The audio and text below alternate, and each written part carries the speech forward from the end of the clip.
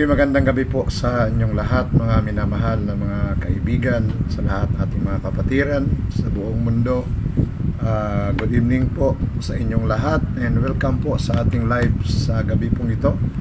And pasensyahan nyo na po yung boses ko, parang medyo may tama yung lalamunan natin. Pero sana maintindihan nyo po yung labas ng boses ko po, mga kapatid. Pasensya na po kayo. Pero kung tingnan natin, kung medyo malabo po, hindi nyo po gaano maintindihan, pwede naman nating extend, no? Okay, salamat po. Welcome, Brother John Lee Wansi. Thank you so much for watching this live program. And kay Florami Di Galicia, welcome din po, no? Sa atin pong live po ngayong gabi. Salamat po sa inyong pagbati. Good evening po, Pastor, at sa lahat sabi po niya. And ngayong gabi pagpapatuloy po natin ang atin pong pagsagot, no? Ito po yung part 3 po ng aking sincere answer to Peter Kayohin allegations on rebellion. Okay, sabi po niya, ang totoong rebellion daw po ay si Carlos Cosel, si Ringelberg, si Mueller. In short, ang IMS po ay rebellion. Okay, kaya ito po ay sagot lang po sa kanyang allegations. May part 1 na po tayo, kagabi part 2. Okay, kaya kung gusto niyo pong makumpleto po yung inyong pagsubaybay, kung hindi nyo po naumpisa ng part 1 kung hindi nyo po naumpisa ng part 1, pwede nyo pong panoorin. Bigyan nyo ng panahon, mga kapatid. Okay, what happened to your voice? Okay, ang tanong po ni Brother Bong Astiba. Kagabi kasi pagkatapos ng live ko, napasubo ako sa malamig, no? Tambalan na og ice cream. Okay, salamat po. Ito po yung tambal ko, ininom ko. Luya sana, para walang luya, bawang na lang at saka tea, herbal tea. Okay, salamat po. Welcome din, Brother Bong Astiba. Okay, at sa lahat po na mga manonood pa lang, welcome po kayong lahat sa atin pong pag-aaral lang naman ito. I-present po natin kung ano ba talaga yung katotohanan, no? Pero bago po tayo magsimula, kanyayan po natin ang presensya ng Banal na Espiritu, and tayo po ay manalangin. Okay, samahan niyo po ako sa panalangin, mga kapatid. Ama po namin na nasa langit po kayo, sambahin po ang inyong pangalan, dumating po ang inyong kaharian, maganap po ang inyong kalooban dito sa lupa gaya po ng nasa langit. Nagpapasalamat po kami sa inyo pong pag-iingat po sa amin sa buong maghapon. Salamat po sa buhay, sa lakas, at pinili po sa inyong mga pagpapala. At sa gabing ito, ako po ay naghihingi po sa inyo, O Diyos, ng tulong, lalo na po sa boses ko. Sana tulungan po, Panginoon, na maging maayos po, na maunawaan po ng mga tagapakinig po ngayong gabi. And pagpalain nyo rin po ang mga salita na aming pag-aaralan, lalong-lalo na po sa propesiya, kasaysayan, kung paano po itong maulit sa kasaysayan po ng inyong iglesia sa panahon pong ito. And pagpalain nyo po ang lahat ng mga viewers, ang mga naghahanap po ng katotohanan, ang mga naguguluhan, kung alin po ba talaga ang tama o totoong iglesia po ninyo, ang Eastern Band o ang IMS. Sana, Panginoon, i-guide nyo po ang inyong mga totoong mga anak. Tulungan din po ang mga naligaw, na sana sila po ay makabalik sa inyong totoong iglesia. Gamitin nyo po ako bilang inyong tagapagsalita. Maganap nawa ang inyong kalooban ngayong gabi, hindi po ang sa akin. Sa pangalan po ng aming Panginoong Jesus. Amen.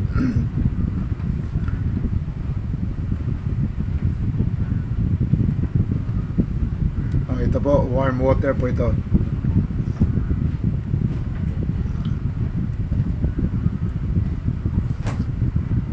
Mainit po yan. Okay? Kagabi po mga kaibigan, mga kapatid, yung part 2 po ng ating live, no? Welcome din pala kay Sister Jacqueline Compolio. Ito po ay napaka-importante pong bagay na papakinggan po natin ang history regarding the two reform movement. Dahil alam niyo po, marami mga kapatid na naguluhan, no? Hindi nila naintindihan, napaliwanagan po ng opposition movement. Kaya dahil naging one-sided po sila, hindi po nila pinagtimbang-timbang ng maayos, no? Kaya nadala po sila doon po sa opposition movement. Pero ikinalulungkot man po namin, wala po kami magawa, no? Ang iba po na ayaw na pong makinig, wala na po talaga tayong magawa. Kahit ang Panginoon pa, wala na pong magagawa dyan dahil ayaw na po nilang makinig. Ibig sabihin po, sarado na yung kanilang kaisipan. Pero kung mapanood lang po sana nila itong part 1, part 2 hanggang part 3, makikita nila po ang liwanag po ng history. Pwede man ito baliin o ano man po ang gagawin po ng kaaway para ito po ay ang katotohanan po ay baliktarin. Sabi nga ng isang viewer kagabi, ang magaling talaga silang magbaliktad. Kaya kagabi, present ko po yung side po ng M51 or SDARM, no? Movement 1951. Para hindi po ako maging bias, talagang binasa ko po, no? Binasa ko lahat ng kanyang presentation sa tanong, yung sagot niya sa tanong ko, no? Kagabi po, kung napakinggan niyo po yon, kaya ako po kagabi habang binabasa ko, para po akong natatawa sa kanyang mga allegations, sa kanyang mga sinasabi, of which nakita po mismo na may mga nanood kagabi, nakapagsabi po sila na baliktad po ang kanyang sinasabi, no? Baliktad. Para bang yung kanyang sinasabi mukhang totoo, parang totoo, no? Parang totoo, pero hindi talaga totoo ang stand ng SDARM o yung kanyang sinasabi, no? Mukhang totoo, parang totoo, pero kailanman hindi talaga totoo. Parang napanood ko yun sa Facebook kanina, may sinasabi po siya, kaya sabi po ng isang nag-comments, parang nawawala na yata sa linya, no? Ito po, napanood ko po ito kanina lang ngayong hapon, no? I-share po ng isang kapatid ang video po, no, ng isang kaibigan po natin, no? Sa kanyang statement makikita natin po na di ko lang alam kung hindi naman slip of tongue yun, kasi ang haba no? Ang haba po ng kanyang sinabi, of which sa dulo po is makikita natin na sinabi niya na hindi talaga totoo, no? Okay. Kaya ang ibig kong sabihin po, minsan pag hindi natin sinuri po ng mabuti, no, makikita natin na ang sinasabi po ay totoo. Pero pag pinakinggan natin ng mabuti, at lalo na pinagtimbang-timbang po natin ang dalawang panig, so yung iniisip natin na totoo, lalabas po na parang totoo siya, mukhang totoo. Pero pag nakita nyo po yung katotohanan, hindi talaga siya totoo. Okay? Kaya ngayon ipagpapatuloy po natin. So kagabi, no, yung sample niya po ay binasa na po natin. So lumabas po sa kanyang presentasyon, sa kanyang sample po ng rebellion, ang lumalabas po na rebellion ay si Carlos Cosel, ang president ng Reform Movement. Ang vice president, ito na po yung totoong mga rebellion. At saka yung acting chairman, puro mga leaders. Parang for the first time na makarinig po ako na ang presidente, vice presidente, ang chairman sa panahon ng meeting, yun tuloy ang naging totoong rebellion. Parang hindi ka panipaniwala, mga kapatid, no? Mga kaibigan. Pero wala tayong magawa kasi yun ang kanyang allegations. So, i-respect natin, pero hindi po natin pahintulutan na manatili yun sa isipan ng mga nagbabasa po sa Facebook, no? Maaring yung mga nakikinig, pwedeng makapaniwala sila na yun ang sinasabi niya ay totoo dahil mukha namang totoo. Kung wala kang alam sa totoo talaga, para bang yung sa fake po na pira, ang 100 pesos na fake, pag tingnan mo, bigla mong tingnan ang fake na pira, totoo talaga siya, no? Totoo siya. Pag hindi mo siya idaan sa tester, pwedeng madaya ka. Or kung madaya ka, kung wala kang tester, kung yung pira na binigay sa iyo ay totoo ba yun, no? Sa tester po kasi makikita doon, yung iba, iilawan nila, ilalapit na doon sa ilaw, may makikita kasi doon sa totoong 100 peso bill sa loob, no? Yung blanco na side, pag tingnan mo yung sa ilaw, mayroong makikita kang tao doon sa ilalim. Pero sa piki, pag biglang tingin lang, mukhang totoo talaga, parang totoo. Pero pag ilapit mo siya sa tester, sa ilaw, no? Doon mo palang malaman na piki siya. Kasi wala kang makikita doon sa loob, no, ng doon yung katulad talaga sa original. Now, ano po ang safety po sa atin para hindi tayo mapiki, mga kapatid? Para hindi tayo mapiki po, ang pinakamaganda nyo pong gawin is you have to master the original, no? Yung totoong pira, masterin mo yun. Yung iba, yung totoong pira, gaganunin nila as bitawan ko, parang anong tawag yan, yung scramble mo, anong tawag, parang gugustutin mo siya, tapos bigla mong bitawan, mamaya babalik din po siya, no? Babalik mo siya, okay, gugustutin mo siya, parang ganon, no? Pasensya na po kayo, basta yun ang gugumusin mo siya, anong tawag yan, tapos bitawan mo siya, babalik siya, no? Yan po ang totoong 100 peso bill. So para hindi ka mapiki, i-master mo yung pagtingin, i-master mo yung original, para pagtingin mo sa piki, sa tingin mo pa lang alam mo na piki yun. So ganun din po sa pag-aaral po ng history, ng prophecy, ng history, lalo na po sa mga churches ngayon na nag-aagawan, no? Nag-aagawan po kung sino talagang totoong iglesia ng Panginoon, no? Ngayon may dalawang reform na magkatunggali ngayon. Okay? Dalawang reform na magkatunggali po. Na sa pangalan parang parihas lang. SDARM. IMS SDARM. Yung isa SDARM lang. So, halos sa principles of faith, halos parihas. Pero hindi talaga parihas, mga kapatid. No? Mukhang pareho, pero hindi talaga magkapareho. Okay? Kaya ngayon, magpapatuloy po tayo sa ating pag-aaral po ngayong gabi.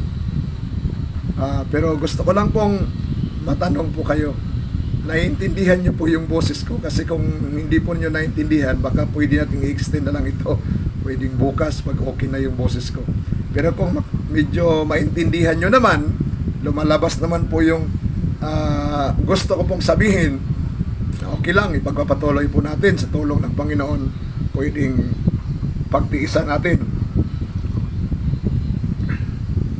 Okay, pwede po kayong mag-comments po kung doon sa tanong ko.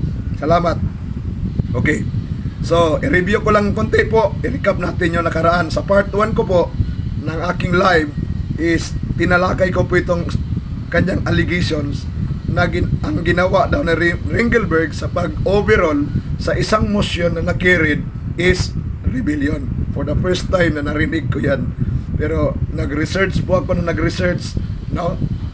Sa Google, sa mga libro po, nakita ko po na may rights pala ang chairman.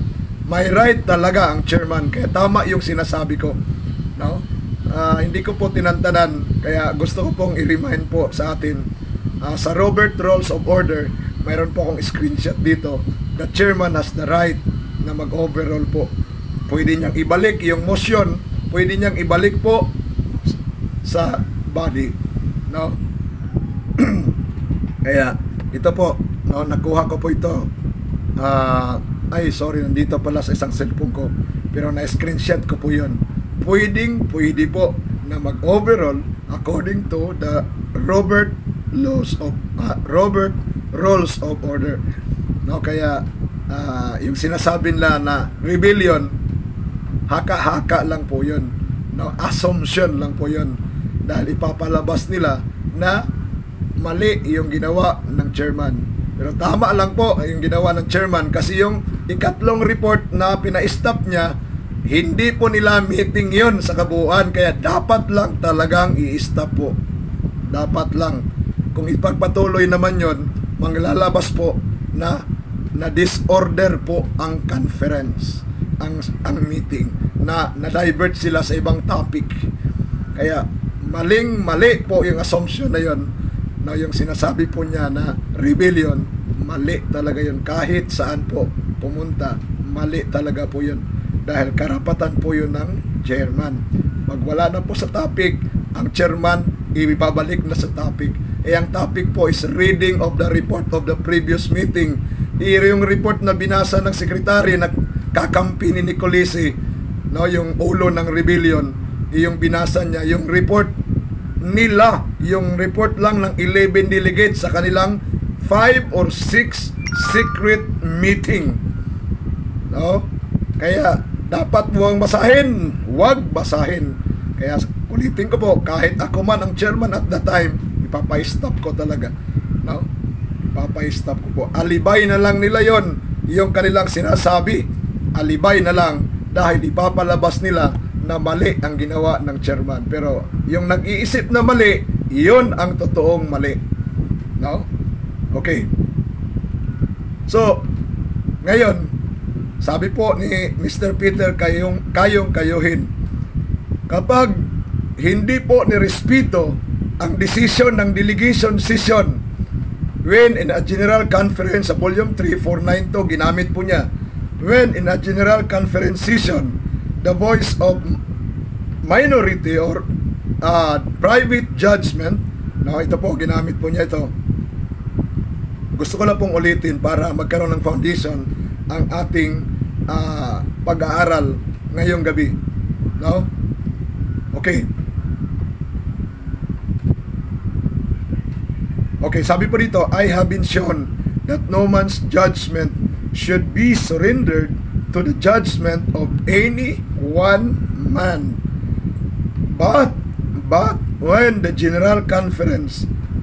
judgment of the general conference, which is the highest authority that God has upon the earth, is exercised, private independence and private judgment must not be maintained but be surrendered.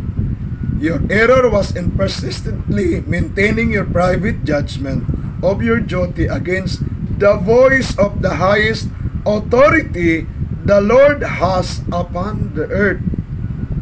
Okay? Kaya po mga kapatid,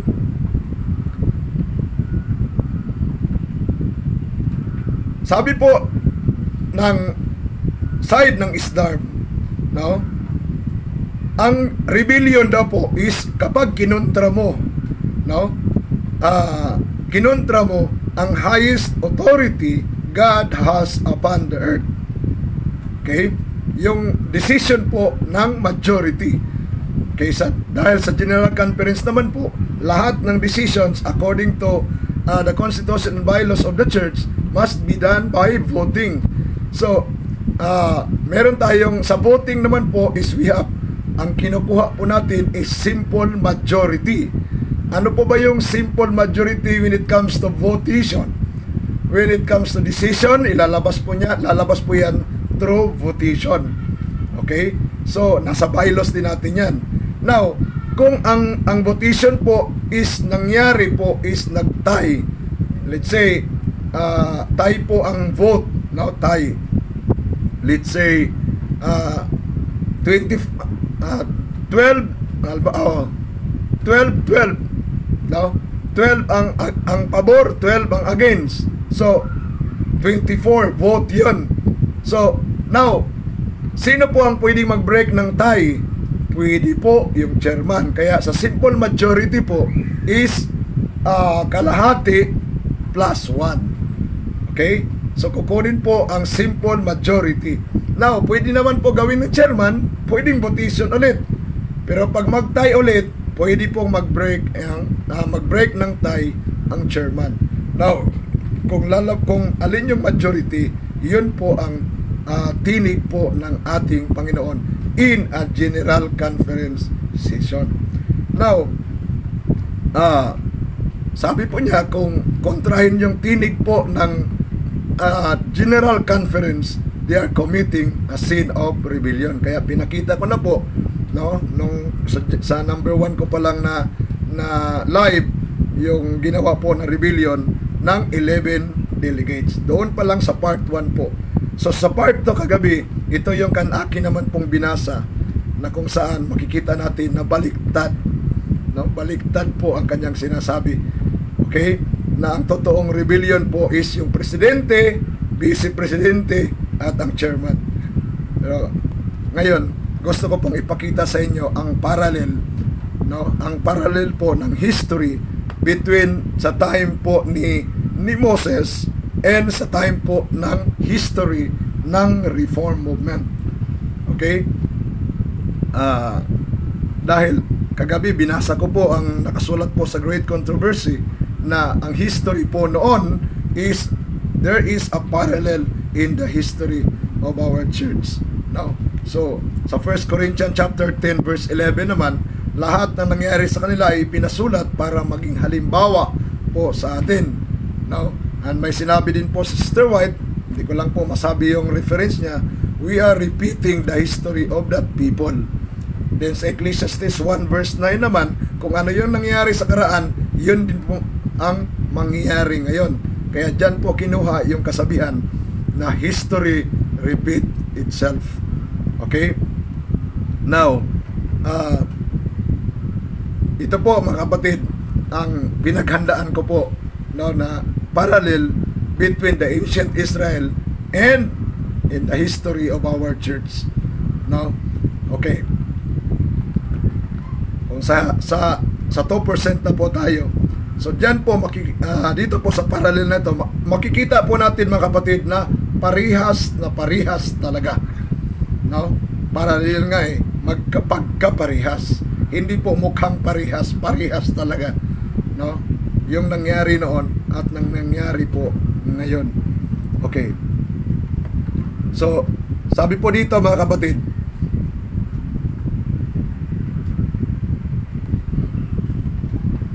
ang number 1 po na pagkaparihas, si Moses and Aaron, no? Sila po ay pinili ng Diyos to become the visible leader of Israel. Ito po, no? Yung history. Okay.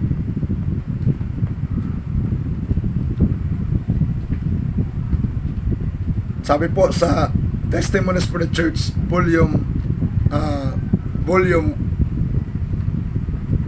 Testimonies po, no? 331, paragraph 1. Korah, Dathan, and Abiram rebelled against Moses and Aaron, and so against the Lord. Kanino po nagrebelde po si Korah, Dathan, and Abiram? Kay Moses at kay Aaron. Sino po si Moses at si Aaron?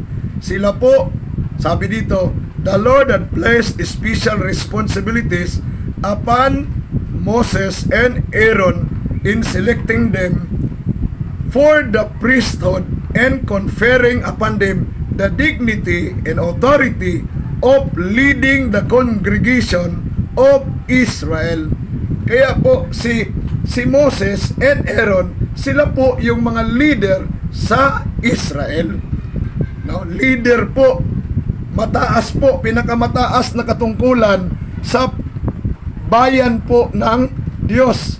Pinakamataas, mga kapatid, na katungkulan, no, sa bayan po ng ating Panginoon. Okay? Sino po ang naglagay po kay Moses? Ayon po sa nakasulat, sila po ay inilagay po ng ating Panginoong Diyos. No, ang Diyos po ang naglagay kay Moses para maging leader po ng Israel. No? Kaya elected po siya o chosen by God si Moses as a leader of Israel. Now, sa ating panahon naman po, sino naman yung pinili ng ating Panginoon sa history na po ng Reform Movement noong 1948? Sino po ang pinili ng ating Panginoon para maging visible leader or president ng bayan po ng Diyos? Now, na nagsimula po noong 1940 hanggang sa 1948.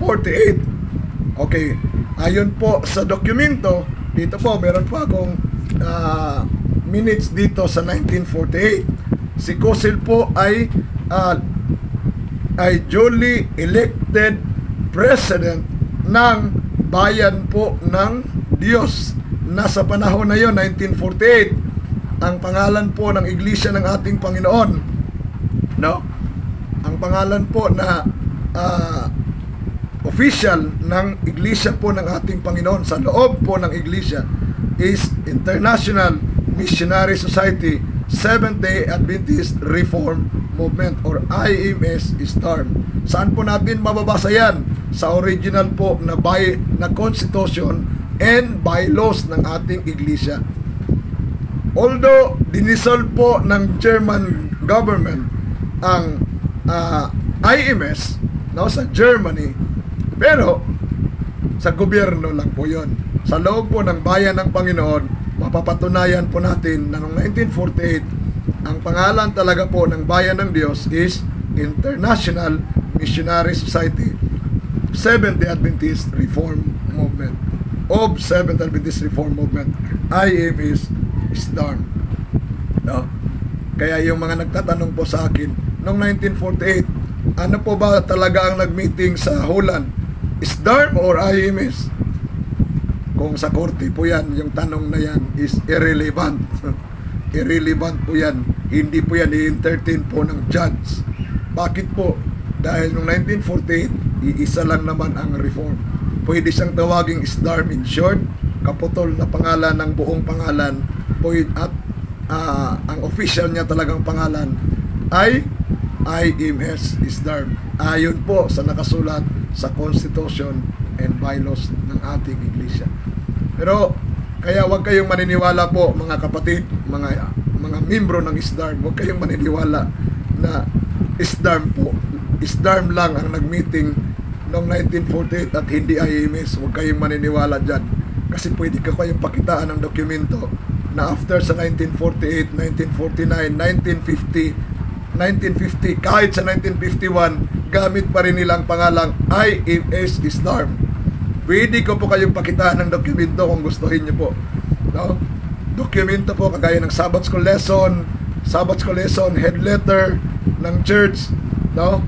Sa iba't ibang nations, yun talaga pa rin ang pangalan ng Iglesia ng Panginoon, dahil yung pag-dissolve po sa Germany lang naman yun noong 1936. Pero ibinalik na po ng gobyerno ang rights of existence ng Reformation. Hindi na tayo pinagbawalan na mag-operate sa Germany noong 1945. Kaya ibig sabihin po, no, legal na po tayo ulit sa Germany. Yun lang naman ang nation po na nagbawal sa IMS. No? Dahil ang IMS po is international, kaya and they consider all men as brotherhood, kaya galit si Hitler. Yan po ang totoo. Okay. So, ngayon, si Cosil po, siya po ay duly elected president. He received 15 votes.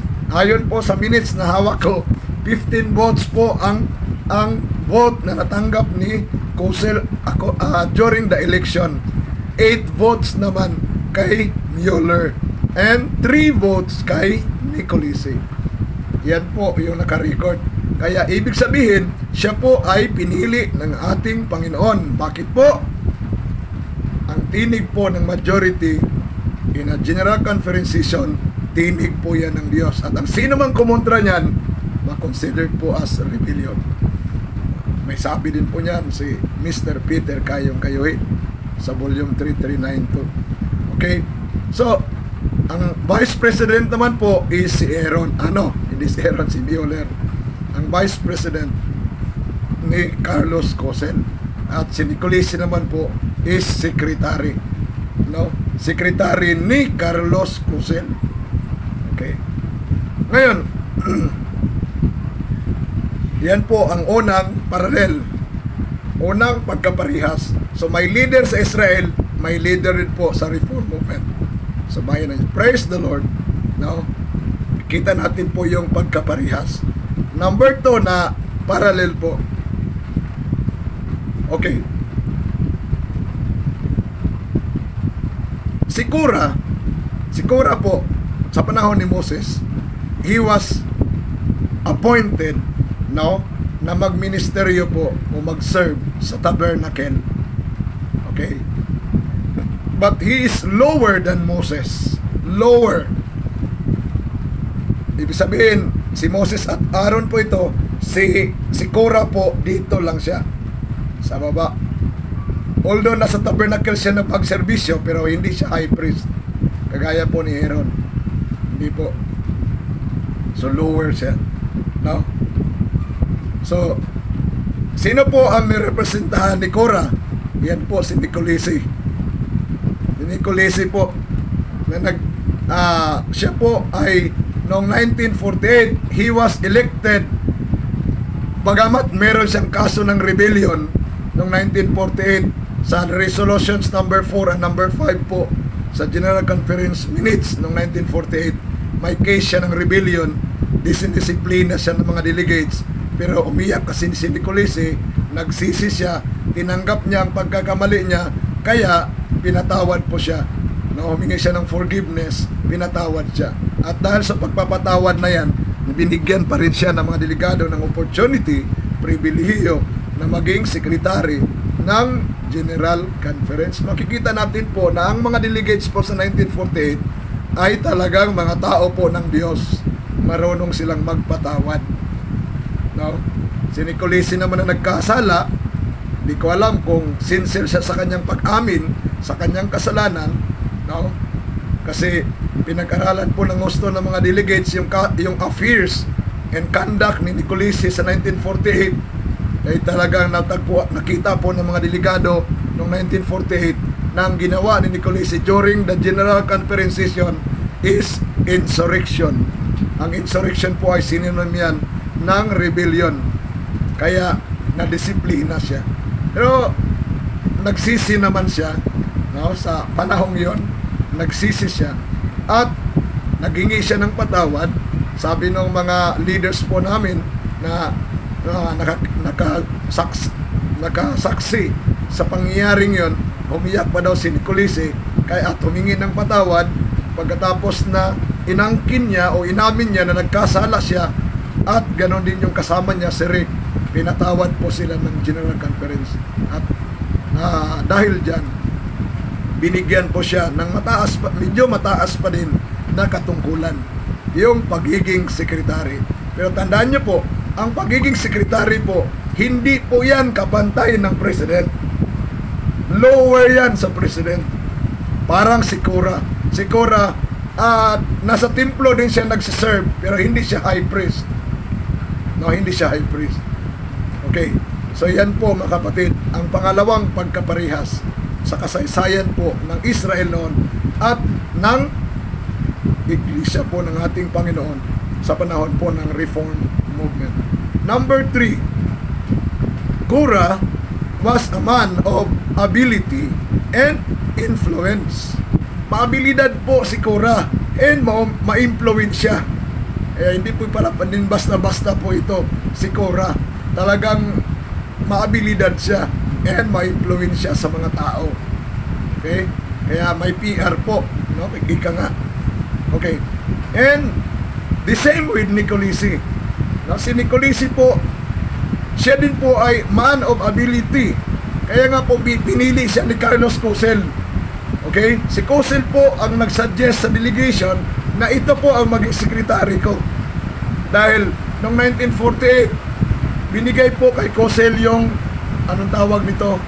Yung authority, no? O yung karapatan na siya po yung pipili ng maging sekretary niya. Okay? At ang nakita po ni Cosel na pwede niyang maging sekretary ay si Nicolisi. Bakit po si Nicolisi? Dahil si Nicolisi magaling mag-English, maabilidad, no? Maabilidad siya. Kaya siya po ang pinili po ng delegation. Okay? In-approve ng delegation yung proposal ni Carlos Cosel. Okay? So, yan po ang next na pagkaparehas. Number 3 po yan. Ilan po itong inihanda ko po dito na parallel 17. Kaya medyo mahaba-haba pa po ito. No, pero tiyagaan nyo lang po mga kapatid. At least mayroon po kayong makuha na idea, no, sa parallel between ancient Israel and the modern Israel sa panahon na po ng reform movement sa 2%. Okay, number 4 po tayo, ang 4 na pagkaparehas or parallel. Cora determined to overthrow the authority of the leaders appointed by God. Saan yan mababasa? Nasa Numbers chapter 16 and Patriarchs and Prophets 395 paragraph 1. Okay. So, mayroon pong pag-iisip si Cora na gusto niyang i-overthrow, no, ang authority ng leaders na pinili po ng Diyos. Gusto niyang i-overthrow. Okay? So, ngayon, sa ating panahon po, sa panahon po ng reform movement, ano naman ang ginawa po ni Nicolisi as a secretary na mas mababa po sa presidente? Okay, makikita po natin ito mga kapatid doon sa kanilang declaration, yung 20 points of declaration. Nandoon po natin makikita yung determination po ni Nicolisi with his supporters, 10 delegates po na supporters, to overthrow, okay, the leadership of the General Conference. No? Doon po sa kanilang declaration talagang parang pinilaya nila si Carlos Cosel. Okay? Sa written pa lang po yan, sa sulat, sa kanilang resolutions. Actually po mga kapatid, no, ang declaration po ng 20 points na isinabmit po ng 11 delegates sa delegation, hindi po yun proposals or agenda, hindi po yun proposal, no? For your information, sa mga nakikinig po o manonood ng mga pastor ng SDARM, ito gusto ko pong sabihin po sa inyo na ang laman ng declaration ay hindi po agenda or proposals, no, suggestions for the improvement of the reform movement or the administration. Hindi po. Antayin nyo lang po, no, yung sagot ko doon sa video ni Mr. Peter Kayong Kayuhin. Sasagutin ko po yung sinasabi niyang pinakamahinang ebidensya. Baliktad po yun. Baliktad po yun. Dahil ang declaration na yun ang pinakamatibay. Kahit binali niya na yun daw pinakamahina na ebidensya, pero ako tatayuan ko po na yun talaga ang pinakamatibay at pinakamalakas na ebidensya laban sa 11 delegates na sila po ay totoong rebellion. Dahil doon po, yung laman noon ay resolutions. Doon, sinuspindi na nila si Cosel as treasurer. Sinuspindi. Doon sa kanilang declaration, lahat ng mga property, lahat ng pira, ibigay na daw sa kanila. Ay proposal ba yun? Proposal yun. That's a resolution. Sino ang nagbigay po ng authority? Sino ang nagbigay ng authority sa 11 delegates na gawin nila ang resolutions na yon? Ang Diyos po ba? Hindi po ang Diyos. Hindi po. Dahil ang 11 delegates, they are the minority during the session. Minority po sila. Hindi sila yung majority. Ngayon, inaangkin nila na sila yung majority because of the proxy vote. Proxy vote. Alam niyo po yung proxy vote. Wala po yun sa original na Constitution and bylaws ng Reform Movement. Yung proxy vote. Pinasok lang yun ni Nicolisi nung ni-revise niya ang Constitution and bylaws ng Reform Movement noong 1949. Hindi yun. Tapos sasabihin ni Nicolisi na inauthorize sila ng mga 9 unions. 9 unions daw po ang nag-authorize sa kanya. Sa kanila. 7 doon is si Nicolisi ang kanilang inauthorize. Pero nasaan ang ebidensya? Wala po.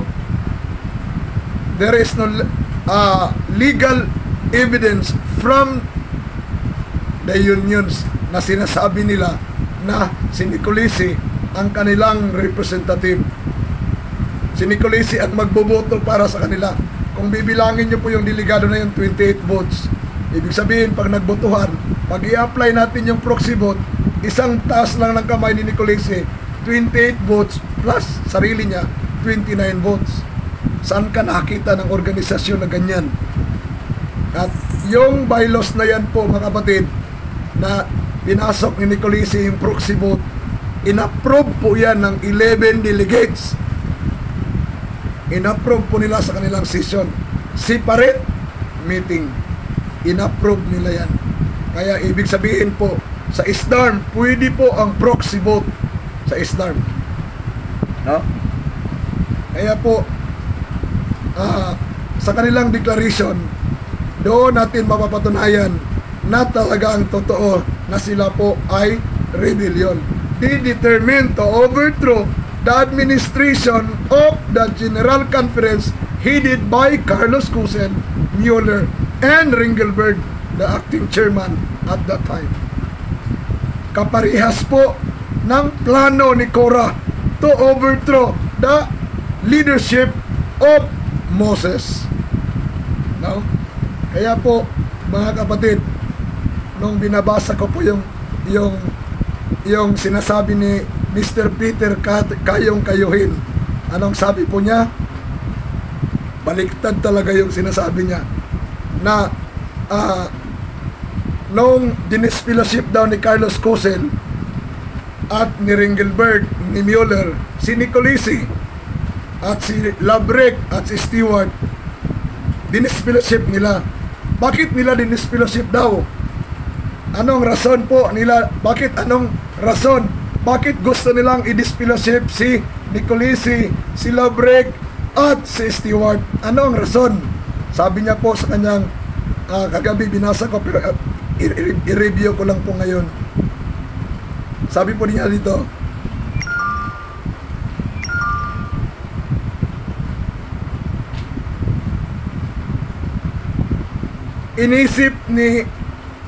inisip nila na once these ministers are disfellowship, inisip daw po ni Cosel, ni Ringelberg, ni Mueller, na kapag na-disfellowship si Nicolisi, si Labrecq at si Stewart, ito daw yung iniisip nila.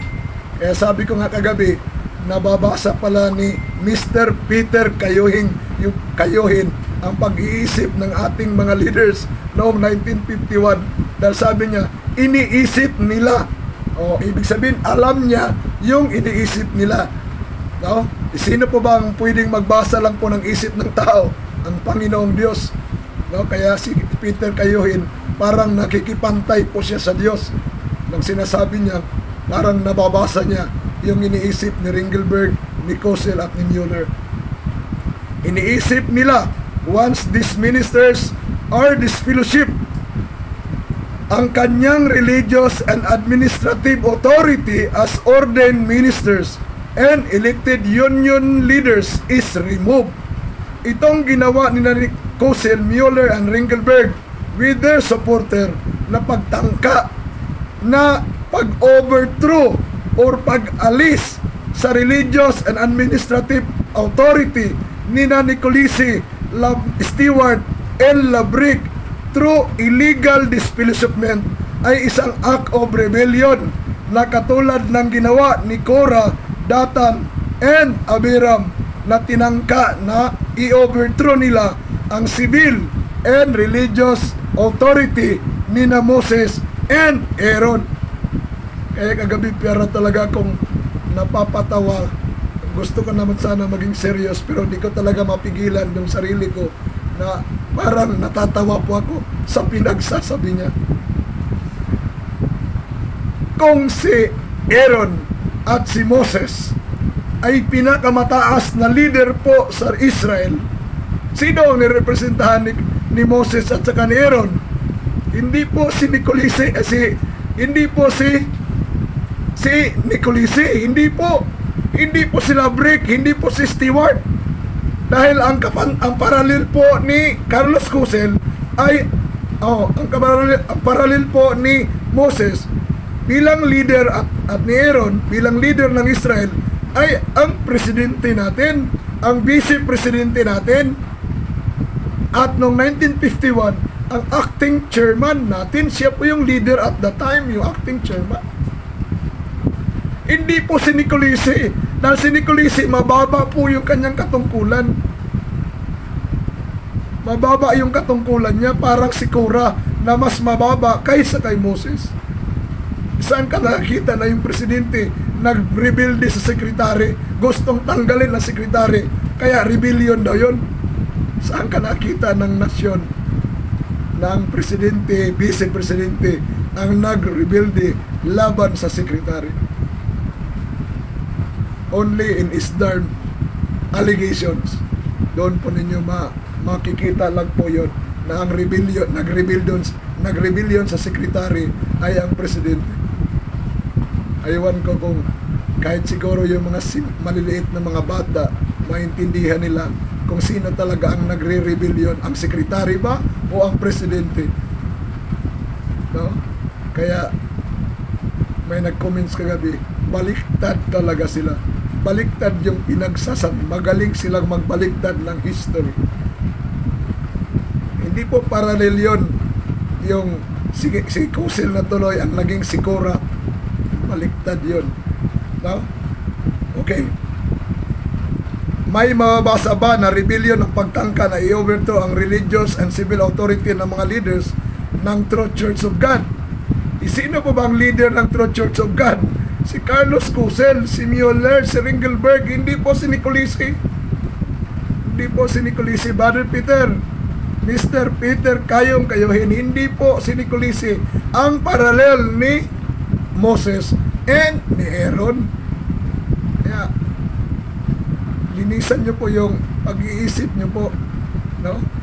Pag-pray nyo po sa Panginoon, nabigyan kayo ng spiritual discernment para makita mo yung totoong paralel. Para bang imbis na pantay ang ginawa mo, ba si Moses, ito si Korah, ang ginawa mong paralel kay Moses, si Nicolisi, na ito yan si Nicolisi, sekretary lang ito. Isipin nyo po yan, mga ministro ng ISDARM.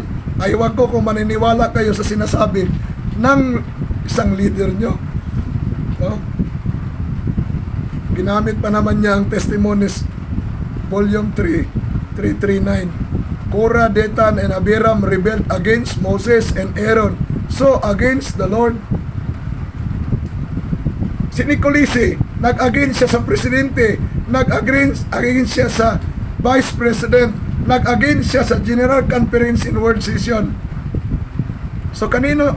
So si Korah, sino ang nirepresentahan ni Korah? Normal si Nicolisi. Itatlo po ito, si Korah, si Datan, Abiram, O, tingnan mo yung parallel niya. Si Nicolisi, si Labrick, si Stewart. Ay yung sinasabi naman niya, si Cora daw po, si Kusel, si Datan, sino yun? Si Mueller, si Ringelberg, si Abiram. Baliktad po yun. Mga leaders yun eh. Bakit ilalagay mo sa mababang katungkulan? Binabago mo yung parallel ng history. No? Maawa ka naman sa sarili mo. Maawa ka po kayo sa mga kaluluwa na mapaniwala po ninyo sa kabaliktaran ng sinasabi ninyo sa history of the people of God. Parallel nga eh, 1 Corinthians 10:11, parallel.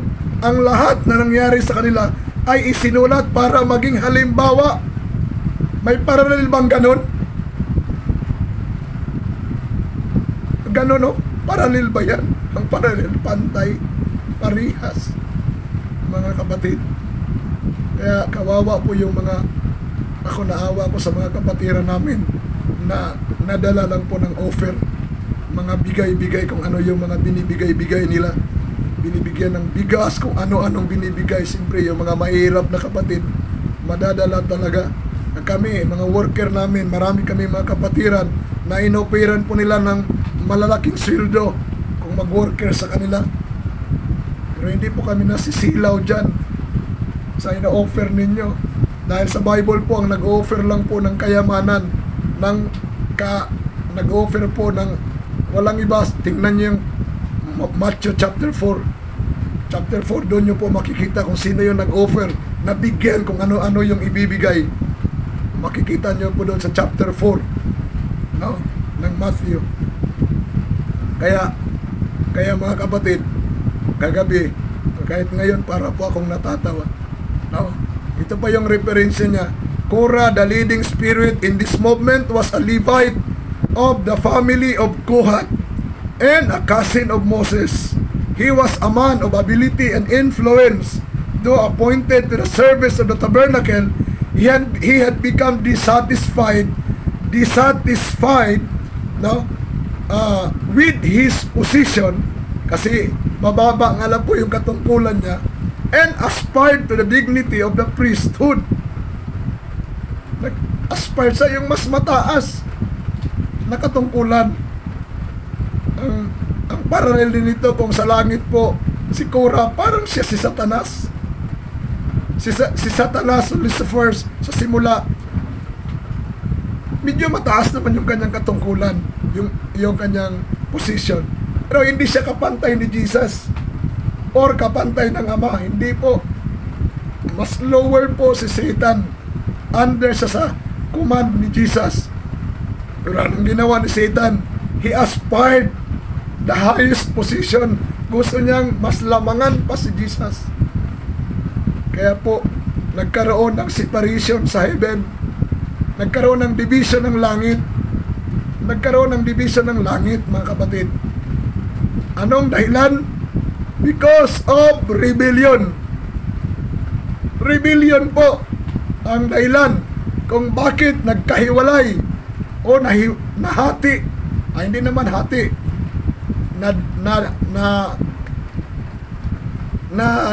Na-divide, no, ang langit, mga kapatid, into two faction. Majority, the minority. Si Satan po, no, nakakuha siya ng 1/3 of the angel. Pero hindi po siya nagtagumpay sa langit. Hinulog siya ng Panginoon. Yung paghulog po, ang parallel naman yan sa atin, pag disfellowship, no? Yung paghulog kay Lucifer sa atin po, kung sa church, yung mag-rebellion, ayon sa document number 38, ihiwalay talaga po, left outside the body of the congregation. Disfellowship talaga po. Pag hindi po magsisi ang nagrebelde, disfellowship, tanggal talaga sa iglesia ng ating Panginoong Diyos. No?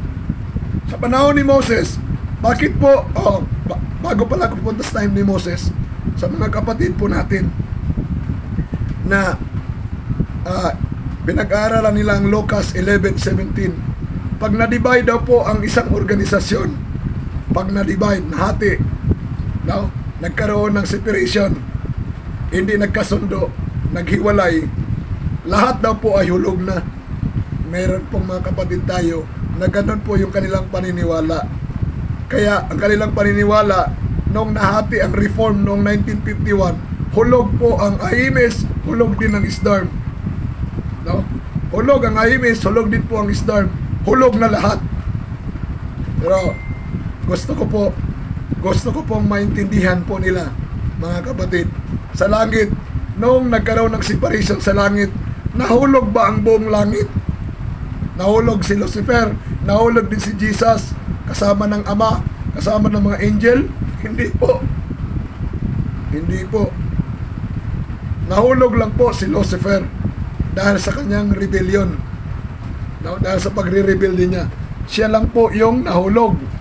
Hindi yung buong langit. Sa time ni Moses, sa time po ni Moses, mga kapatid, nung nagkaroon ng rebellion, nahati siyempre ang Israel. Mas madami nga po ang sumama kay Korah. Ang nagsuporta kay Korah, mas madami. Pero ang tanong, nung na-divide po ang Israel, yung majority nasa side ni Korah, ang minority nasa side ni Moses. Ang tanong, nahulog ba ang buong Israel? Nawala ba ang bayan ng Diyos? Hindi po. Dahil ang nilamon lang naman ng lupa, sina yung nagrebellion. Yun lang ang pinatay ng Panginoon. Sa magitan ng bunganga ng lupa, kinain po sila. Yung leader ng rebellion. No? Yung leader lang ng rebellion, ang kinain ng lupa. Yun naman mga supporter ng nag-rebellion, sinunog naman ng apoy galing sa langit. No? Yung 250 princes. Ito yun mga supporter ng leader of rebellion. At yung mga sympathizers kinabukasan, pinadalahan din ng Panginoon ng salot na yun ang sanhi ng kanilang ikinamatay. Salot galing sa Panginoon. No? Ang tanong, nawala ba ang Israel ng Diyos? Nawala ba ang iglesia ng Diyos sa wilderness? Hindi po. Kaya mga kapatid, no? Kay Brother Eric Filipi, no? Brother Eric Filipi, Brother Lito, sa mga kasamahan mo, no? Sa mga kasamahan nyo, hindi totoo na nahulog ang lahat noong 1951. Hindi po. Ang nahulog lang po yung nagrebellion laban sa administration ng mga leaders. Sila lang yung nahulog sa kasong rebellion. Panoorin niyo yung unang live ko. Maliwanag po, makikita niyo po doon na ang 11 delegates talagang nag-rebellion po sila laban sa General Conference. Panoorin niyo po yun. Tiyagaan niyo pong panoorin habang may ginagawa kayo, pakinggan niyo. No? Napakaliwanag yung presentation ko po doon. Base po sa minutes. Hindi po galing sa sarili ko.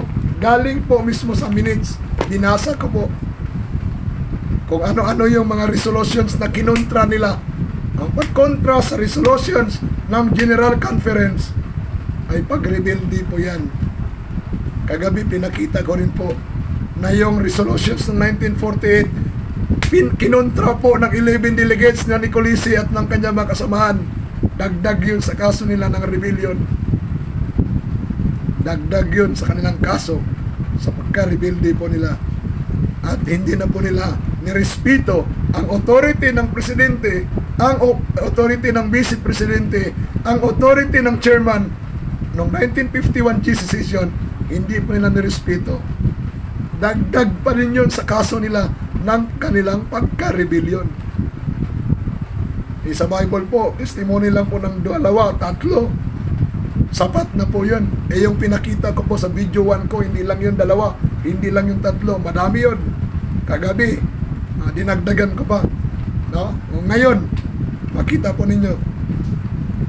Kaya, dito po mga kapatid, sa kanyang mga testimonies, sa kanyang allegation, support sa kanyang allegation, na ang presidente ng GC, ang vice presidente, ang acting chairman, ay nag-rebellion. Nag-rebellion daw po laban sa sekretary, sa kanyang mga kasamaan, kay Labrec, kay Stewart. Nag-rebellion daw yung presidente, vice presidente, at ito yung kanyang ginamit po na support sa kanyang allegation. Baliktad po, baliktad na baliktad, no mga kapatid. Sabi po niya dito,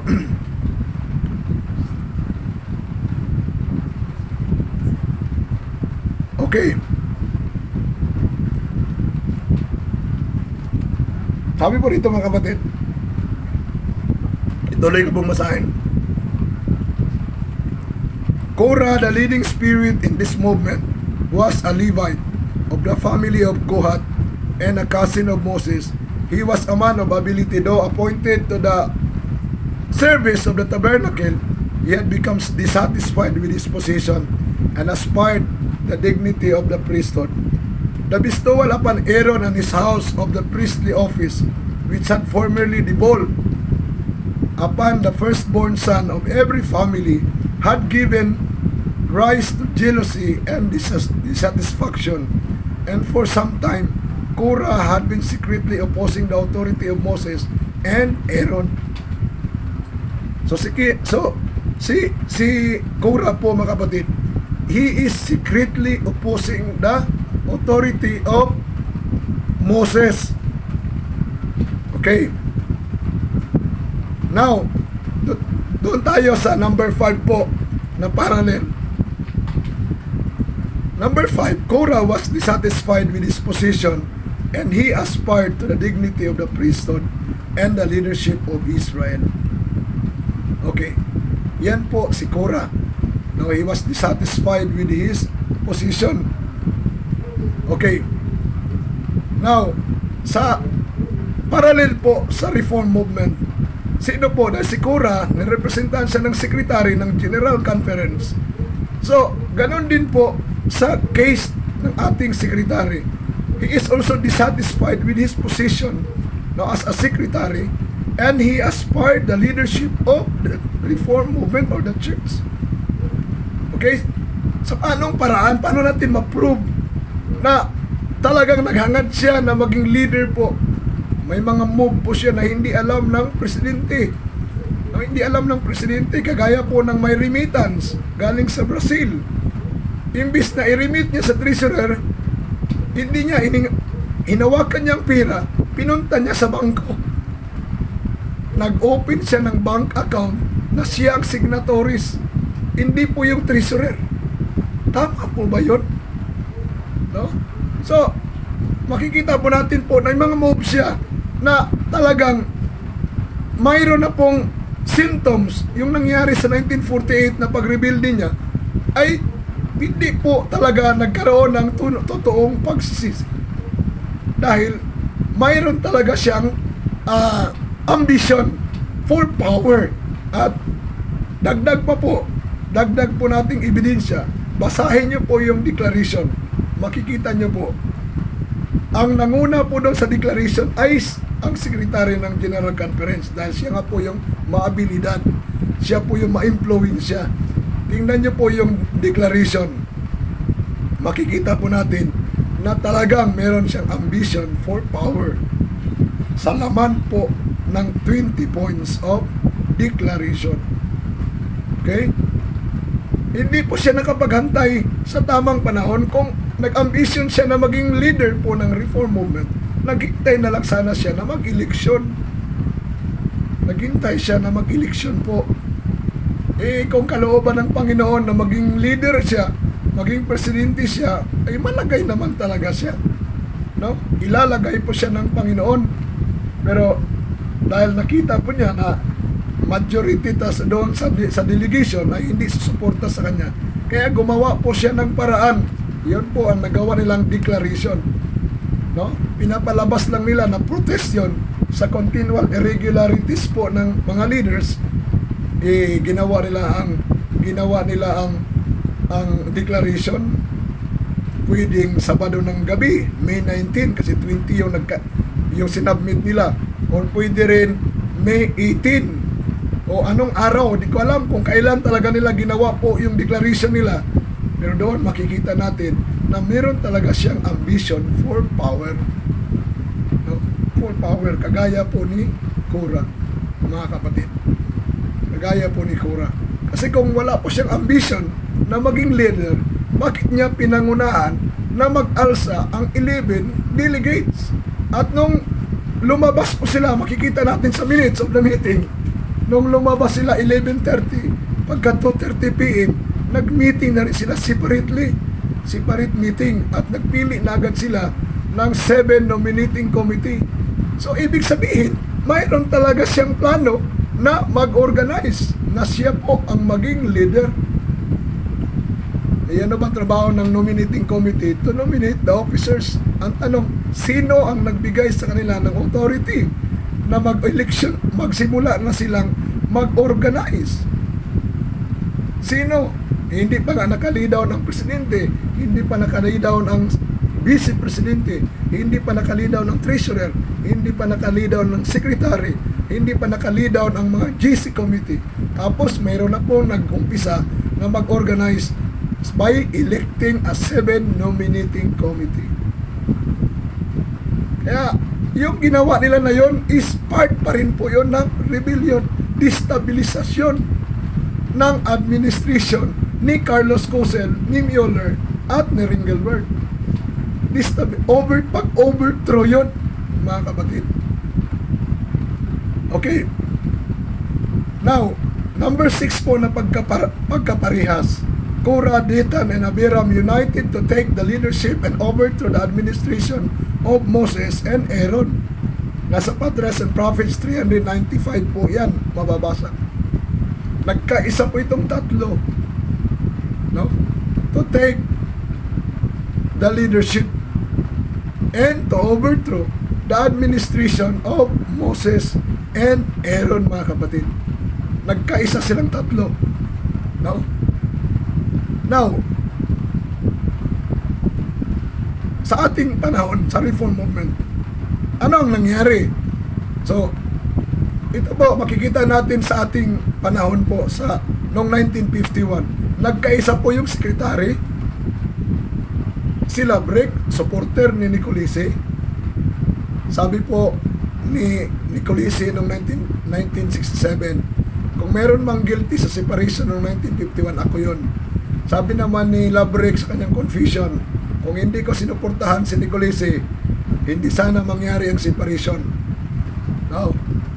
So, makita nyo po, sila talaga yung responsible sa separation na nangyari sa Reform Movement. Sila po. No? Now, si Nicolisi, si Labrec, si Stewart, sila po ay nagkaisa, no, to take the leadership and to overthrow the administration of Cosel, Mueller, and Ringelberg. Kasi ito po yung magkabali-bali po noong 1951. Sila pong tatlo, no? Kaya kagaya din po sa nangyari sa panahon ni Cora, Dathan, and Abiram, no? Gusto nilang makuha ang leadership sa kamay ni Carlos Cosel. Kaya i-overthrow nila, no, ang administration. Kaya nga po makita natin doon sa declaration na ayaw na nilang i-recognize ang authority ng president, ayaw na nilang i-recognize ang authority ng vice presidente, at ayaw na rin na i-recognize ang authority ng acting chairman. Nasa declaration po yan na ginawa nila noong 1951. Okay.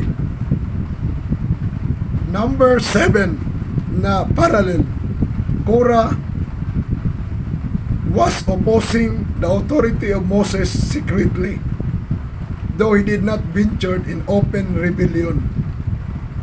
So, si Cora pala po, mga kapatid, no, si Cora secretly is ino-oppose niya pala yung authority ni Moses. No, ino-oppose niya. Although, hindi pa siya nagpapakita ng open rebellion. No? Open rebellion, hindi po pa siya nagpapakita. So, sa ating panahon din po, ganun din po yung pinakita ni Nicolisi. No? He was also opposing the authority of Cosel from 1948 to 1951 secretly. secretly. Isa na yun yung pera na dapat ibigay niya sa presidente dahil ang presidente ang treasurer, pero hindi niya binigay ni remit. Tinago niya doon sa bangko. No, diniposito niya sa bangko, inopen niya sa bangko sa pangalan ng ISDARM, pero siyang signatory. Hindi alam po ng presidente. Okay? Nung nag-decide ang mga delegado na iparimit sa kanya, pero hindi niya po ginawa yun. Hindi niya ginawa. Hanggang lumabas na lang sila o umalis na sila noong 1951 sa General Conference Session. Umalis po sila na walang paalam, mga kapatid. Kaya yun po ang nangyari noong 1951. From 1948 to 1951, he was opposing the authority of COSEL secretly. No, pasikreto po. Marami pala siyang mga against kay COSEL, pero hindi niya sinasabi. Hindi niya sinasabi. No? May panahon naman sila na nag-meeting. Bakit hindi niya nilabas yung mga issues na nakita niya kay COSEL? Kung mga kahinaan yun ni COSEL o kakulangan, sana pinersonal niya. O kung pinersonal niya, in-apply niya yung Macho 18, dapat sana umabot yun sa committee nila. Kung talagang yung case ni COSEL is very grave, in-apply niya yung Macho 18, step 1, step 2, hanggang step 3, dadalhin niya na sa committee. Pero hindi po niya ginawa yun. Dahil hindi po yung sinasabi niyang misuse of fund, yung pagbili ng headquarters sa Amerika, meron pong, nandun sa declaration po yun at nilagay nila, meron doong hindi maganda na sinabi po nila doon sa kanilang declaration, pero never niyang in-apply ang Macho 18 kay Carlos COSEL. Wala po silang ebidensya, wala siyang ebidensya na nag-Macho 18 siya kay Carlos COSEL. Kasi kung meron siyang, kung ginawa niya yon, ang step 1 personal man yun, lapitan niya si COSEL. Kung hindi nakinig si COSEL, no, hindi nakinig si COSEL, mag-i-step 2 siya. Ano yung step 2 sa Macho 18? Magdala siya ng 2 or 3 witness para kausapin si COSEL. Kung magnigar pa rin si COSEL, hindi niya aminin, dalahin niya na sa committee ng General Conference. Pero nag-meeting po ang committee ng General Conference, wala man kung binanggit doon yung laman ng kanilang declaration.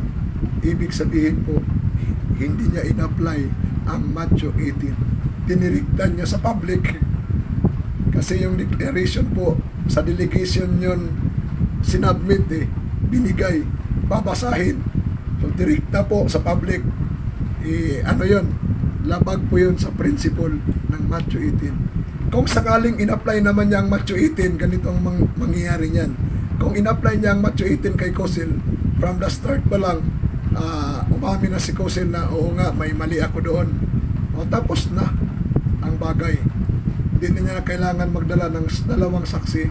Hindi niya na rin kailangan ilagay sa declaration po yun, yung problema na yun. Dahil nasolve na sila lang.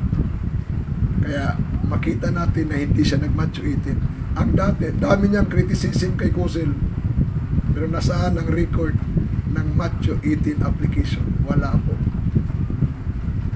Wala po. Dahil bago sa delegation, doon muna yan sa committee papunta.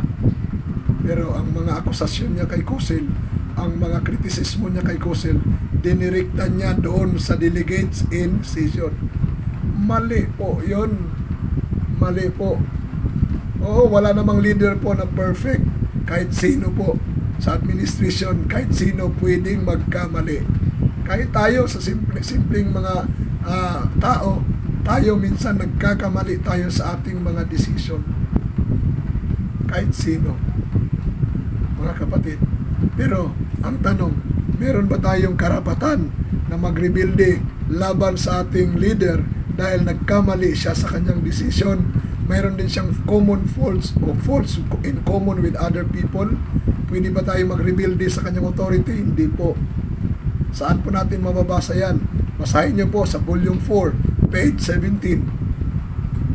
Doon po nakalagay those who hold responsible positions in the church, they may have faults in common with other people. They may err in their decisions, but notwithstanding this, the Church of Christ on earth has given them an authority that cannot be lightly esteemed. Hindi pwede pong baguhin, hindi pwedeng ibaliwala or mag-rebellion tayo laban sa kanila. Hindi po. They may err in their decisions, but notwithstanding this, the Church of Christ is given them an authority that cannot be lightly esteemed. Now, yan po, volume 4, page 17. Kaya wala tayong rights po na mag-rebellion, mga kapatid. So yan po, mga kapatid, ang nangyari sa 1951. No? Inopos talaga ni Nicolisi yung authority ni Cossel from 1948 to 1951 prior po sa kanilang separation. Kasi ang dami niya pong nilagay doon sa declaration. Dami po. Hindi naman, wala namang record na nag-apply siya ng Matthew 18. Wala po. Kaya, yun po ay pasok po sa case ng rebellion. Basahin niyo po yung Documents 38. Yung sino mang gumawa ng publications na detrimental to the church, no? Na maka-create po ng intranquility sa church, no? Sa mga leaders, yung mag-criticize, mag-accuse ng mga leaders, sabi po doon, they are considered as rebellion. Nasa Documents 38 yun, pirmado yun ng leading brethren of the General Conference. Nakapirma doon si Nicolisi. Pero yung kanilang declaration, pasok yun sa Documents 38. Documents 38 po. Now, pinakita ko na po yun sa marami kong video. Documents 38, yan po ay kung paano natin i-consider na rebellion ang isang tao o isang grupo. Basta po mag-accuse sa mga leaders, mag-criticize sa mga leaders in public, publications, they are considered as rebels and they are left outside the body of the congregation. Kaya pwede talaga silang aksyonan ng disfellowshipment. Ilalabas po sila sa congregation, body of the congregation, according to that resolution ng General Conference. Okay. Number 8 na parallel. Number 8. Cura didn't fail to find and have supporters in his ambitious scheme. Hindi siya nabigo na makakuha po ng at magkaroon ng mga supporters. Si Cura, mayroon siyang supporters na 250 princes. How about po yung nag-rebellion sa 1951? Nabigo din ba siyang makakuha ng at magkaroon ng supporter? Hindi po. Kagaya ni Cura, nagkaroon din siya ng maraming supporters. No? 10 delegates na presente sa General Conference sumuporta sa secretary na nag-alsa laban sa pamunuan ng General Conference. Siya yung pinakaulo po doon. At sinuportahan po siya. Milabreg, sinuportahan siya ni Stewart and other delegates. 8 delegates pa ang sumuporta po sa kanya, sa kanyang ambitious scheme na maging leader po ng reform movement. Okay? Gusto talaga niya maging leader po. Hindi siya satisfied sa kanyang position bilang secretary. At gusto niyang i-improve pag maging leader siya. I-improve niya ang government of the people of God. Okay. Number 9. Cora and his supporters wanted to have the radical change in the government of Moses. Sabi po sa Patriarchs and Prophets 397 paragraph 1. They were successful in alienating 250 princes, men of renown in the congregation. With these strong and influential supporters, they felt confident of making a radical change in the government and greatly improving upon the administration of Moses and Aaron. Ito din ba ang pakay na bakit inopos nila ang mga leaders? Tingnan natin po ang introduction ng kanilang declaration nandito po.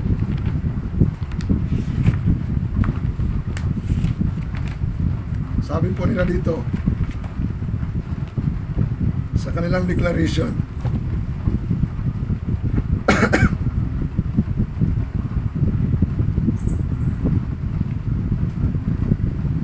with regret and sorrow in our hearts, we wish to express before you our conviction and decision concerning the administration of the of this movement in the past and the present conduct of the General Conference session.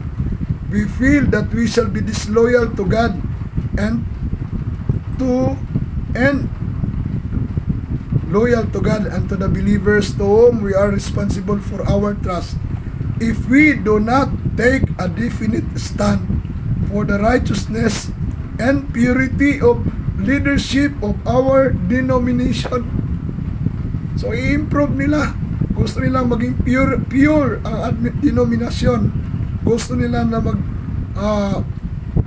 magkaroon ng purity of leadership, no? We believe that we have no other alternative than to present before you this declaration and our reasons for its decision.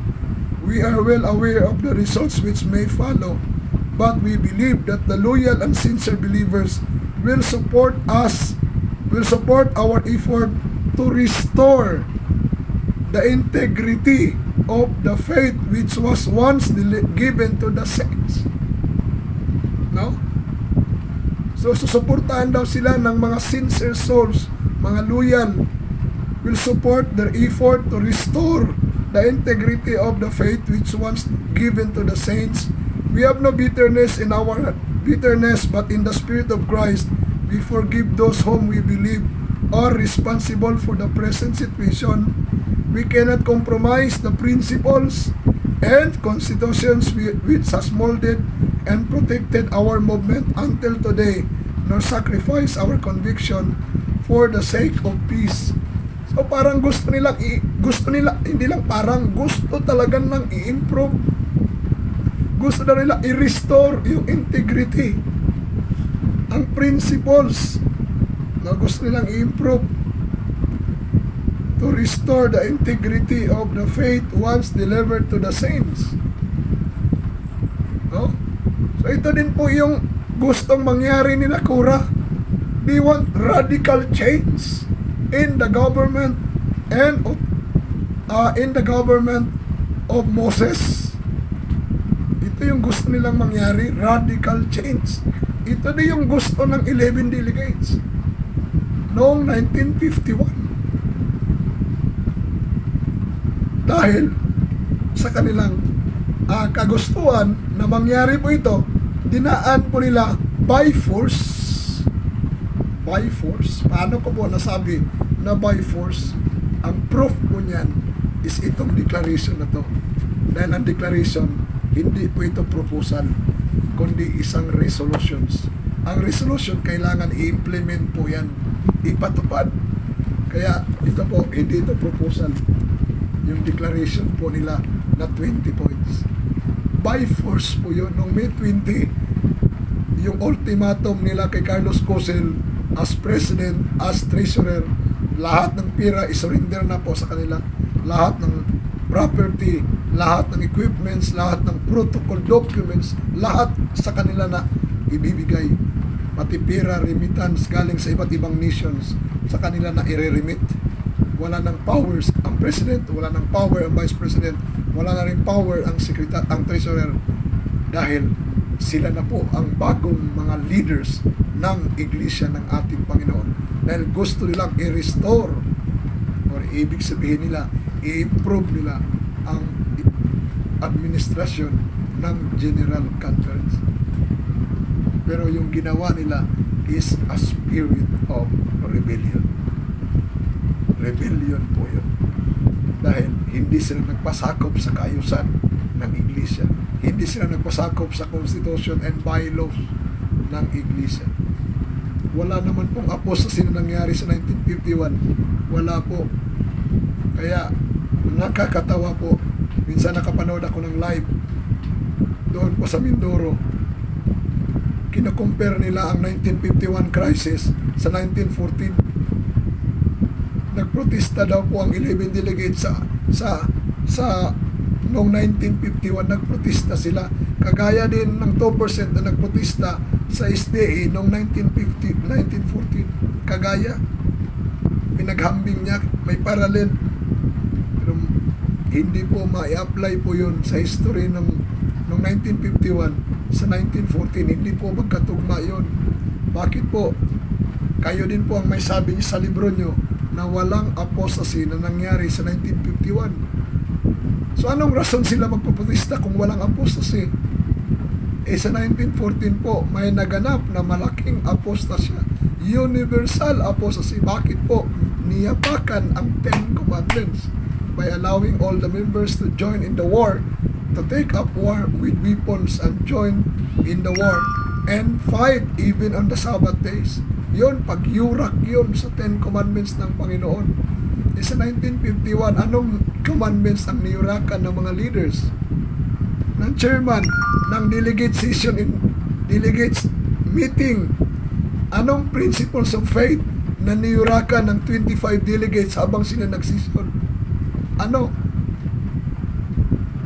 Sa opposition movement, pwede kayong sumagot.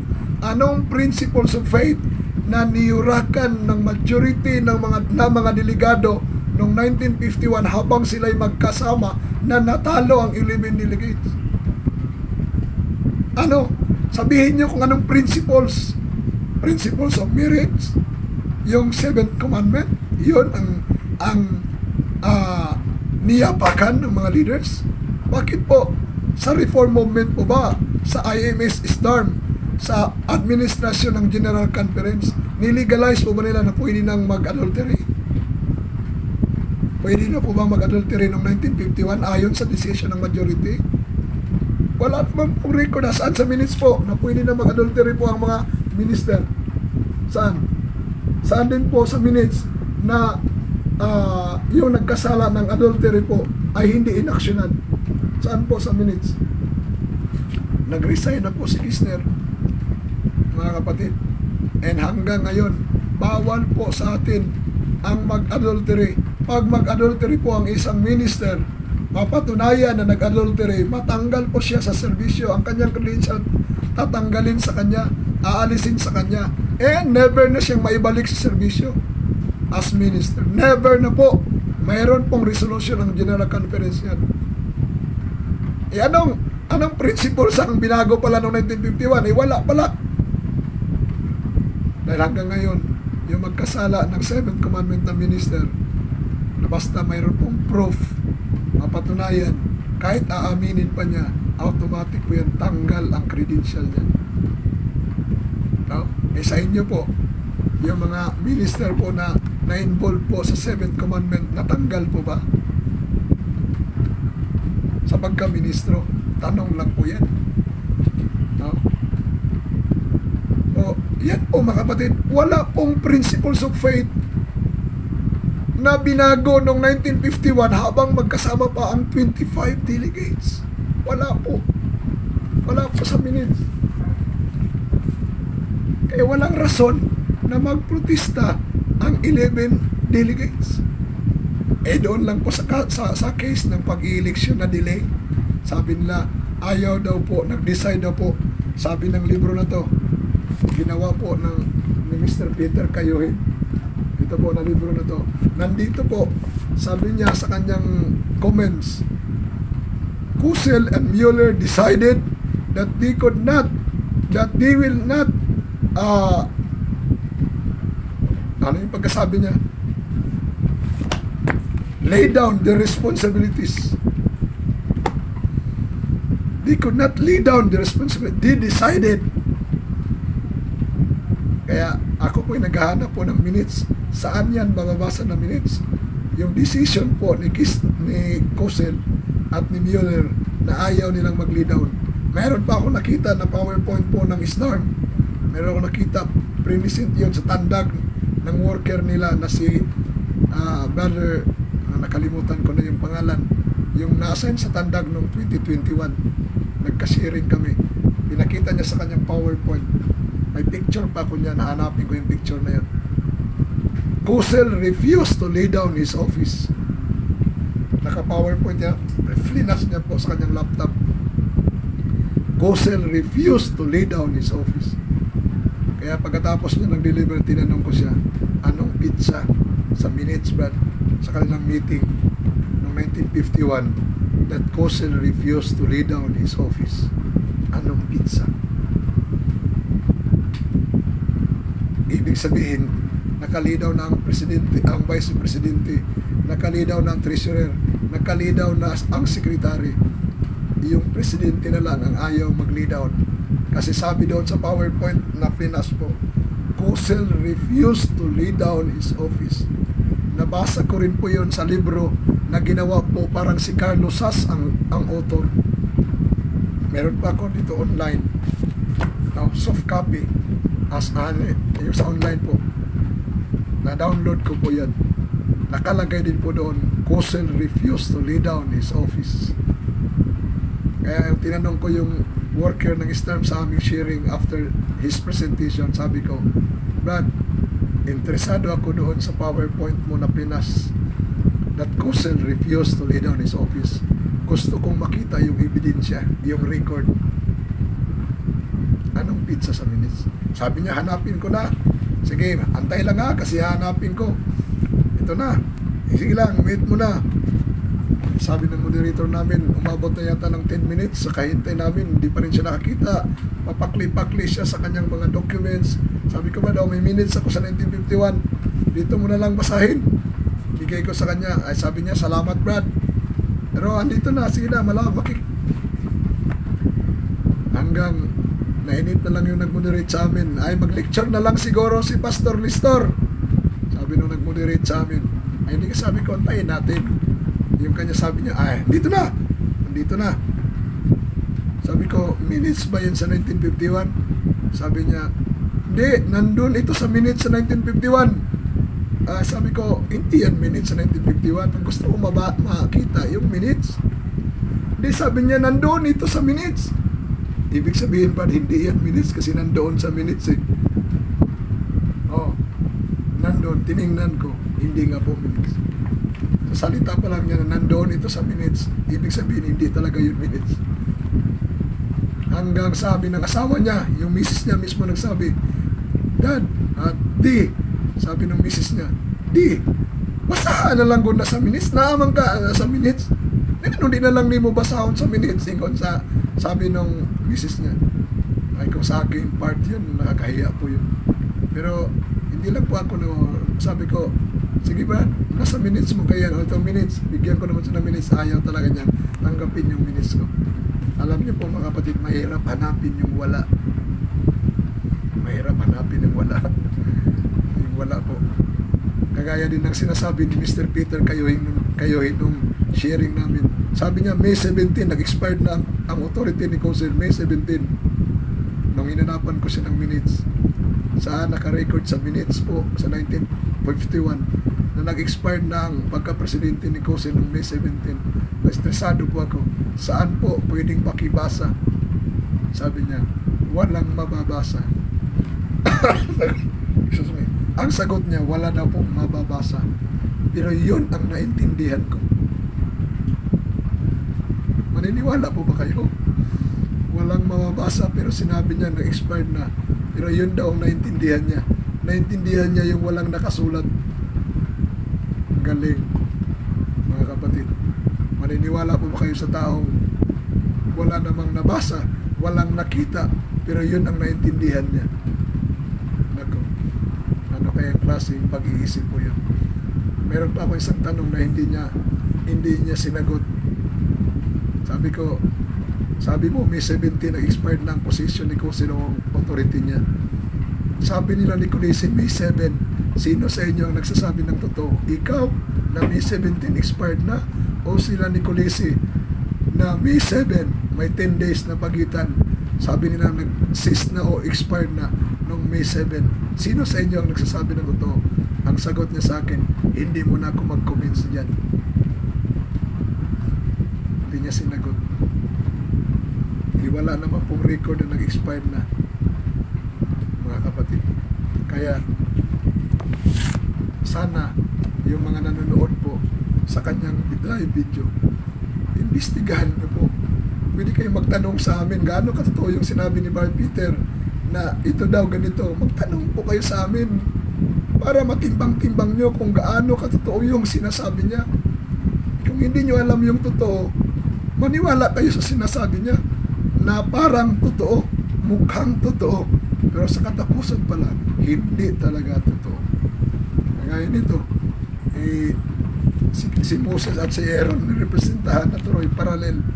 Si Nicolisi, si Labrick, si Stewart, ang layo po. Ang layo, ayaw ko kung ilang kilometro ang layo niyan. Alam niyo po yung history, mapapatawa ka na lang sa sinasabing paralel na hindi magkaparehas. May parallel bang hindi magkaparehas? Si Moses, leader ng Israel. Ang parallel niya, ang secretary ng Reform Movement. Paano naging parehas yan? Tapos i-overthrow ng presidente at secretary, mga kapatid. So, medyo napalalim-lalim na po, napasarap yung ating usapan. Pero salamat sa ating Panginoon, mga kapatid, na hindi talaga nawala yung boses ko. Purihin po ang ating Panginoon. No? Salamat sa pagbigay niya po ng lakas. Kahit ganito yung boses ko, pero hindi naman talaga nawala. Mahaba-haba pa po ito, mga kapatid. No? Pero gustuhin ko po na gustuhin ko man itong tapusin. Pero lumalalim na po yung gabi. Nasa number 9 pa lang po tayo. 17 parallels po ito yung prepare ko, mga kapatid. 17. So 9, meron pa tayong 8. At doon sa 8, medyo pasarap po yung usapan na po dito, mga kapatid. Okay, kaya pansamantala po, puputulin na muna natin yung ating pag-aaral po ngayong gabi. Then salamat sa Panginoon sa time, sa buhay, sa lakas na ibinigay po sa atin. Kung sakaling meron po kayong clarifications, kung sakaling meron po kayong mga katanungan, pwede naman po kayong magtanong. Ilagay nyo lang po dyan sa column section po. Pwede ko po yan sagutin po ka sa aking live. Kung nandito pa itong boses na to, try natin po. Kung meron kayong mga tanong sa site po ng IMS, mga kapatid, kung meron kayong tanong, clarifications, may susog po kayo, may mali po ako sa sinabi ko, please, gusto ko pong makita kung ano yun. No? Kaya, alam nyo po, after ng aking presentation, talagang piniplay ko po yung live ko. Habang may ginagawa po ako, piniplay ko yan, pinapakinggan ko. Sabi ng misis ko, ikaw nag-live, ikaw rin makikinig. Alam nyo po, maganda yung pagkatapos ng live mo, pakinggan mo. Diyan mo makikita yung pwedeng magkaroon ka ng slip of tongue, nagkamali ka. No? Kagaya ng sinasabi ni Brad Peter sa kanyang live, na senior ni Eugene Kabuyaw, yung sinasabi niya na sinuri na po niya yung stand ng SDARM, na yung sa side ng SDARM, na parang totoo, mukhang totoo, pero hindi talaga totoo. May nasabi niya yan sa kanyang live. Aywan ko kung ikaw na napansin yun ni Brother Peter. No? Kaya yan po, mga kapatid. Kaya ibig sabihin, tayo bilang mga speaker, hindi tayo magkamali. Minsan sa mga nasasabi natin, hindi natin namamalayan. Yung mga nakikinig po, yung nakakapansin. Pero sorry po kung sakaling meron na kayo napansin sa akin na hindi maganda o mali po yung pagkasabi ko, pwede nyo pa akong i-PM o kahit yan po, okay lang po dyan. No? Kasi public naman ito, pwede nyo pong ilagay po dyan. Ito po, napansin ko sa sinabi mo, para at least ma-aware po din po ako, matulungan po akong mag-improve. Kasi wala naman pong tao na hindi pa po magkamali. No? Hanggang siguro pag dumating na yung time na ma-matured na talaga tayo, na maging perfect na tayo kagaya ni Jesus, no? Kahit sa pag-iisip hindi na tayo magkasala, sa words, sa actions hindi na tayo magkasala, yan, ready na talaga tayo for the outpouring of the latter rain. Dahil yan po ang preparation natin na mabago tayo, ma-change tayo, mga kapatid, sa unang ulan. Mabinipasyan tayo ng unang ulan. Yung unang ulan na yan na binuhos ng Pentecost, yan yung Holy Spirit ngayon na gumagawa sa puso ng mga tao. Kaya ang sa atin po bilang mga missionaries is to share only the truth. To share. And hayaan natin ang Panginoon ang binhi na siya po ang magpatubo sa mga binhi po ng katotohanan na ating sinishare. Kaya ako kahapon masaya po ako na doon sa mga binisitahan ko, kahit hindi ako pinatayo sa harap, pero masaya po ako. Hindi ako binigyan ng part dahil alam nilang reform ako, pero ang dami kong na-share sa Sabbath School lessons. Na-share ko po, ang dami kong na-share, and nasiyahan po ako dahil yung elder po na nagdala ng lesson, ang kanyang negosyo ay consignment basis, ay skinty daw. Sabi niya, mali pala yung ginagawa ko. Ngayon binibinta yung kanyang produkto, nakikinabang daw siya, kumikita siya kahit Sabado. Sabi niya, hindi ko na ipagpatuloy yun. Pag Biyernes, tanggalin ko na yun. Mabuti pa yun, mga kapatid. Yung kapatid na yun, no? Ang dali niya nang intindihan yung principle of Sabbath keeping, true Sabbath keeping. Ang dali niya pong naintindihan. Kaya, pero nakakalungkot po sapagkat marami pong mga kapatid natin na hindi po nila matanggap yung consignment business, yung pagpapatinda ng mga produkto sa ibang tao, yung mga hindi reform non-believer, na ipapatinda yung produkto nila sa araw ng Sabat, kumikita po sila. Hindi daw kasalanan. Kaya sabi ko doon sa isa kanina na makulit, sige po, kung sa inyo hindi kasalanan yan, tuloy nyo lang yan. Wala namang mamimilit po sa inyo. Tuloy nyo po. Kung sa tingin nyo hindi kasalanan, pero hayaan nyo lang din kami na ipapakita namin na kasalanan. Kung hindi nyo matanggap, nasa inyo po yan. Wala naman sa pilitan po dito. Pero sabi ko, mas mabuti pa yung nasiran ko kahapon. Talagang buong-buo, no? Na tinanggap niya na mali yung kanyang ginagawa dahil kumikita daw siya pag-araw ng Sabat. Okay? Kaya salamat po sa Panginoon sa liwanag. So i-share lang po natin. I-share natin dito sa Facebook. Mag-share lang po tayo. And for me, I will allow the Holy Spirit na siya po yung magpatubo sa mga binhi po ng katotohanan na na-share po. Na-share ko dito, na-share ng mga kasamaan ko online. No? Bahala na po ang Banal na Espiritu magpatubo noon. At sa pagdating ng panahon, magbubunga din po yun ng reformasyon. No? Huwag lang po natin salungatin ang salita po ng ating Panginoon. Minsan hinahanapan natin ng litra for litra sa mababasa, pero hindi natin iniintindi yung principle of Sabbath keeping. Yung prinsipyo po, kahit hindi po nakasulat, pero yung principle, yung spirit of the law, hindi natin naiintindihan. Pero sana intindihin natin yung spirit of the law para i-guide po tayo ng Holy Spirit. Kaya sana sa gabing ito, pagpalain po tayong lahat ng ating Panginoon, tulungan po tayo na kung ano yung tama, doon po tayo. Kung ano yung sinabi ng Panginoon, doon tayo. Kahit na hindi po litra for litra, pero sa principle is nandoon po. Tanggapin natin na yun ay part sa kalooban ng ating Panginoon. Salamat po sa inyo pong panunood, and inanyahan ko po na samahan nyo. Inanyahan ko po kayo na samahan nyo pa ako sa ating closing prayer. Ama po namin na nasa langit po kayo, sambahin po ang inyong pangalan. Dumating po ang inyong kaharian.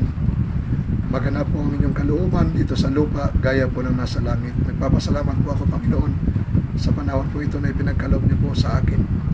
At sa lahat po ng mga manonood, mga nanonood po ng live na ito, pagpalain niyo rin po sila, Panginoon. At tulungan po kami na matuto po kami ng mga aral mula po sa inyong banal na kasulatan, sa Spirit of Prophecy, lalo na po na napag-aralan po namin ang parallel sa kasaysayan ni Moses at sa kasaysayan po ng Reform Movement. Tulungan niyo po kami, O Diyos, na magpakumbaba ng aming mga sarili. Tulungan niyo po kami kung kami man po ay nagkulang at nagkasala, na matuto po kaming mag-admit ng aming pagkukulang at pagkakamali. At patawad po kung saan niyo po kami nakita na nagkasala po, pwedeng sa salita, sa kilos at sa gawa. At pagpalain niyo rin po, Panginoon, ang may mga karamdaman ang mga physical na pangangatawan. Tulungan po sila at pagpalain. At ingatan din po kami ngayong gabi sa amin pong pagpapahinga. At salamat po sa pagdinig at pagtanggap niyo po sa aming mga dalangin. Pinasalamatan pa namin ang lahat sa pangalan ng aming Panginoong Jesus. Amen. Purihin po ang Diyos. Salamat po sa inyong panonood. No? Salamat, Sister Jacqueline, Brother Efren Balatayo. Thank you so much. No? Brother Hastiba, thank you po sa inyong panonood. Laura Medi Galicia, salamat. No? Pagpalain po kayo ng ating Panginoon, kayong lahat. Salamat din po kay Brother Francis Ortiga, salamat po sa inyong panonood. Kung hindi nyo po naumpisahan, pwede nyo pong balikan from the start. No? Salamat din po kay Brother Jimuel Gain. Thank you so much for watching this live program. Pasensya na kayo sa boses ko, pinipilit ko lang lumabas sa tulong ng ating Panginoon. At sa lahat po ng mga kay Sister Chrissy Biaco, tama po ba pag-pronounce ko? Salamat po. No? Condolence po sa inyo kung meron po, nawalan po kayo ng mahal sa buhay, kasi kandila po yung profile nyo. No? Condolence po, nakikiramay po kami sa inyo. No? And kay Lynn C. Guangco, thank you so much, Sister Lynn. Sister Richel Dorothea Austria, thank you so much, Sister Richel. Pasensya na kayo sa boses ko. No? Sister Midel Galota, salamat din po sa inyong panonood. Brother Jerry Sakasan, salamat po, Brother Jerry. Kumusta na kayo? Okay, Brother Eugene Kabuyaw, Brother John Lee Wansi, at sa lahat po ng mga manonood pa lang, maraming salamat po. Meron pa isang bagong comments.